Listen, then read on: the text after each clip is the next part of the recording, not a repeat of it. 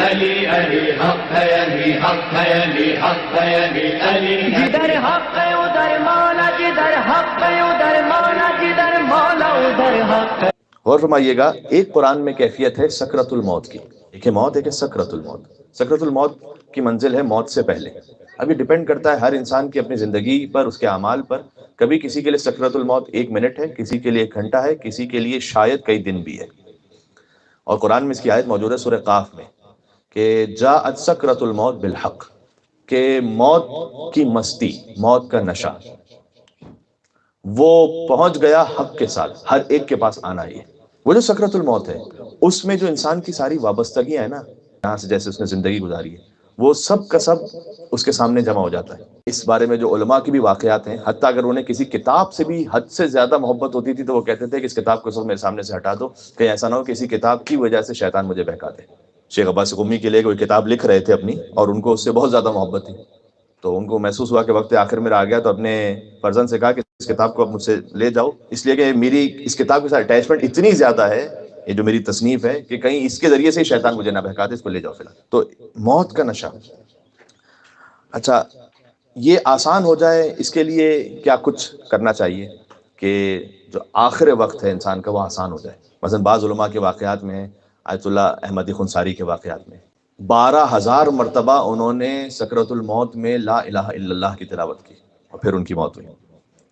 1 ہفتے تک یہ کیفیت طاری رہی، اور وہ فقط لا الہ الا اللہ پڑھتے رہے بس۔ جیسے آیت اللہ حجت کے واقعات میں کہ انہیں معلوم ہو گیا تھا کہ تقریباً 2 دن بعد یا 3 دن بعد ان کی موت ہونے والی ہے، تو انہوں نے اپنے گھر میں جو مزدور کام کر رہے تھے انہیں فل پیمنٹ کی، کہا بس اب چلے جاؤ، کام بند۔ اپنی جو سٹیمپ تھی جس پہ وہ فتویٰ دیا کرتے تھے اس کو توڑ دیا انہوں نے۔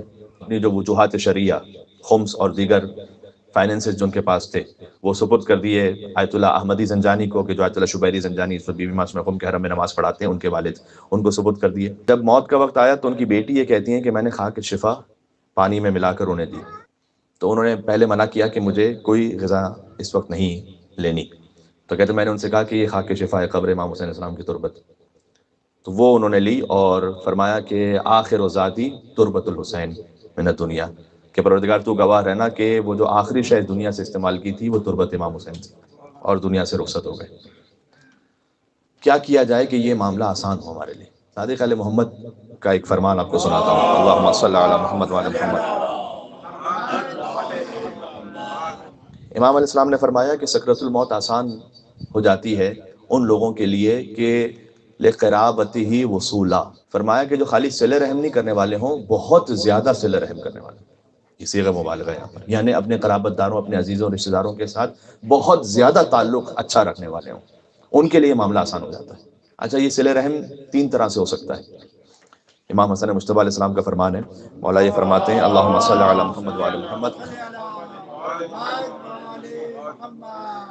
مولا یہ فرماتے ہیں کہ صلہ رحم یا کسی سے بھی مواسات آپ کسی بھی مومن سے کریں، وہ ہو سکتا ہے بمال او بجاہ او بکلمت طیبت، یا اپنے مال سے، یا اللہ نے جو آپ کو عزت اور آبرو دی ہے اس کے ذریعے سے کسی کا کام حل کروائیے، یا کلمہ طیبہ، اچھی کم از کم بات تو کیجیے۔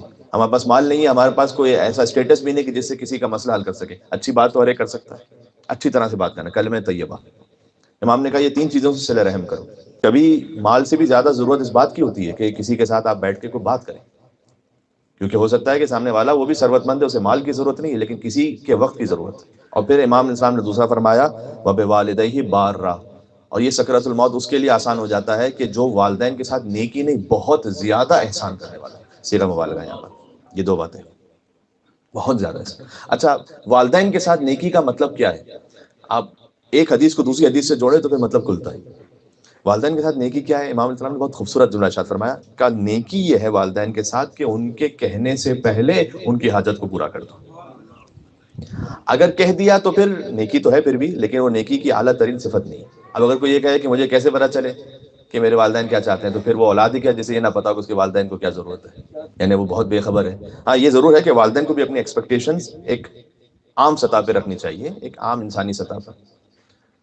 ان کی ایکسپیکٹیشن اس طرح سے نہ ہو کہ خود اولاد کے بس سے باہر ہو جائے، لیکن اولاد کے لیے کہا گیا کہ مثال کے طور پر آپ جانتے ہیں وہ کون سی میڈیسن یوز کرتے ہیں، آپ جانتے ہیں کہ وہ کون سا کھانا یوز کرتے ہیں، آپ جانتے ہیں کہ انہیں کس چیز کی ضرورت ہوتی ہے، اس سے پہلے کہ وہ کہیں اس سے وہ پوری کر دیں، یہ ہے والدین کے ساتھ نیکی کا سب سے اعلیٰ کمال. یہ سکرۃ الموت کو آسان بنا دیتا ہے. ایک حدیث اور سناتا ہوں آپ کی خدمت میں. کبھی کبھی پیغمبر اکرم جبرائیل امین سے کہتے تھے کہ اذنی، مجھے نصیحت کرو.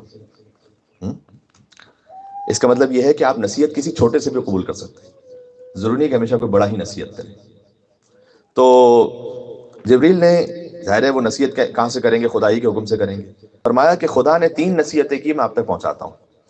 پہلا فرمایا عش ما شئت فانک میت، کہ اللہ یہ کہہ رہا ہے کہ یا محمد صلی اللہ علیہ وآلہ وسلم، اے محمد صلی اللہ علیہ وآلہ وسلم، عش ما شئت فانک میت، آپ جیسے بھی زندگی گزاریں بالآخر فانک میت، مرنا ہے. یہ پہلی نصیحت کی. یعنی کیا؟ یعنی فقیر ہو، امیر ہو، شراب پیتا ہو، پانی پیتا ہو، مجھے کہنے دیں مثلا کلب جاتا ہو، مسجد جاتا ہو، مرنا تو ہر ایک نے. جیسے بھی زندگی گزارو مرنا ہے. ہولڈن میں بیٹھی ہے، لیمبورگینی میں بیٹھی ہے، مرنا ہے. فانک میت، پہلی نصیحت یہ ہے کہ مرنا ہر ایک نے. جو خدائی کا دعویٰ کرتے تھے وہ بھی مر گئے. پھر کہا احبب ما شئت فانک مفارق، یہ بہت اہم ہے، بہت غور کیجیے گا کہ جس چیز سے بھی محبت کر لو بالآخر اس سے جدا ہونا ہے. ایک ایکٹیویٹی بسا اوقات کروائی جاتی ہے، میں اس کو دینی حوالے سے اس وقت پیش کر رہا ہوں آپ کے سامنے، کہ اس وقت خیر پین پیپر تو نہیں سب کے پاس کہ کوئی لکھ سکے، لیکن آپ اپنے دل میں سوچئے کہ آپ کی اس وقت محبوب ترین ہستی کون ہے؟ ضروری نہیں کہ وہ خاتون ہی ہو سکتا ہے کہ کسی کے لیے کوئی مال ہو، اس کی عزت ہو، کسی کی کوئی عادت ہو جو اس کے لیے سب سے محبوب ہے. فَإِنَّكَ مُفَارِقُ، جو بھی آپ کا محبوب ترین ہے اس سے جدا ہونا ہے آپ. پھر فرمایا وَعْمَلْ مَا شِئْتَ، اور کچھ بھی آپ عمل کر لیجئے، فَإِنَّكَ لَاقِي، آپ اسی عمل سے ملاقات کریں گے، خود اس عمل سے ملاقات کریں گے. سبحان اللہ. اس عمل سے کیسے ملاقات کریں گے؟ ابھی سکرۃ الموت کی بات ہو رہی ہے. ایک جوان تھا، حضور مکرم اس کے پاس پہنچے، مرنے والا تھا، سکرۃ الموت اس پہ طاری ہے. حضور نے اسے کہا کہ لا الہ الا اللہ، نہیں کہہ پا رہا، نہیں کہہ رہا لا الہ الا اللہ. حضور نے کہا لا الہ الا اللہ، نہیں کہہ پا رہا لا الہ الا اللہ. حضور نے دیکھا کہ خاتون قریب میں تشریف فرمائے، پوچھا یہ کون ہے؟ فرمایا کہ یہ ماں ہے ان کی. حضور نے اس ماں سے پوچھا کہ آپ کیا ناراض ہیں اس سے؟ تو کہا ناراض نہیں ہوں، بلکہ 6 سال سے ہماری بات چیت بند ہے. حضور مکرم نے کہا کہ میں آپ سے درخواست کرتا ہوں کہ آپ اسے معاف کر دیں، کیونکہ اس کی زبان پر اس وجہ سے لا الہ الا اللہ نہیں آ پا رہا ہے. یہ وہ نصیحت تھی جو اللہ تعالیٰ نے کی تھی کہ جو عمل کر لو گے اسے خود دیکھو گے اپنے سامنے، اس سے تو ملاقات کرو گے. تو اس خاتون نے کہا کہ یا رسول اللہ آپ کا حکم آیا، میں نے معاف کیا. تو حضور پھر اس کے پاس گئے، کہا لا الہ الا اللہ. تو اس نے کہا لا الہ الا اللہ. اس کے بعد حضور نے کہا کیا دیکھ رہے ہو؟ اس نے کہا کہ میں اب بھی اپنے اطراف میں کچھ سیاہ تصویروں کو اور سیاہ ایسی مخلوقات کو دے رہا ہوں جس سے مجھے خوف آ رہا ہے. حضور نے کہا کہ یہ پڑھو یا من یقبل الیسیر ویعفو عن الکثیر اقبل من الیسیر واعف عن الکثیر انک انت الغفور الرحیم. اے وہ کہ جو تھوڑے کو قبول کر لیتا ہے، کثیر کو معاف کر دیتا ہے، میرے تھوڑے کو قبول کر لے اور میرے کثیر کو معاف کر دے، کہ تو بہت ہی زیادہ مہربان اور رحم کرنے والا اور معاف کرنے والا ہے. اس نے کہا یا رسول اللہ، جیسے اس نے یہ کہا کہ اب وہ جو صورتیں تھیں وہ چلی گئیں اور نورانی صورتیں اب آ گئیں. ہم اپنے عمل سے ملاقات کریں گے انشاءاللہ. ہمارا سکرۃ الموت کا معاملہ اچھی طرح سے گزرے، اہل بیت علیہ السلام سے ملاقات ہو. اس وقت مل کے صلوات بھیجیں محمد اللہم صلی علی محمد وعلی محمد. علی علی حق ہے، علی حق ہے، علی حق ہے، علی علی جدھر حق ہے ادھر مولا، جدھر حق ہے ادھر مولا، جدھر مولا ادھر حق.